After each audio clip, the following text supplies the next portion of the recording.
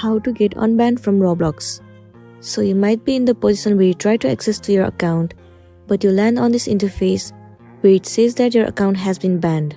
The reason might be that you have done some activities that is against the community guidelines of the Roblox. But if you haven't done such kind of activities, but still your account has been banned, then what you want to do is, first of all, head over to any of the web browser. Let me head over to Google Chrome.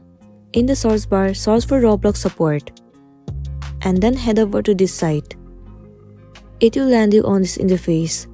In this page, you will have to fill up some of your informations.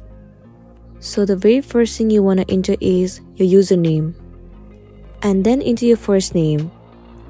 Then you have to enter your email address which is associated with your account. Also, for the confirmation, re-enter your email address.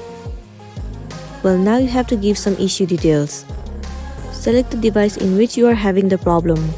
Also select the type of help category. Once you have entered all of your information, at the end, you need to write the problem that you have been facing on Roblox. You simply need to write that you want to recover your account and you haven't done any of the activities that is against the community guidelines of Roblox. Once you have entered, tap on submit. And within 24 hours, the Roblox support will definitely come up with some solution for you and your account will be unbanned successfully.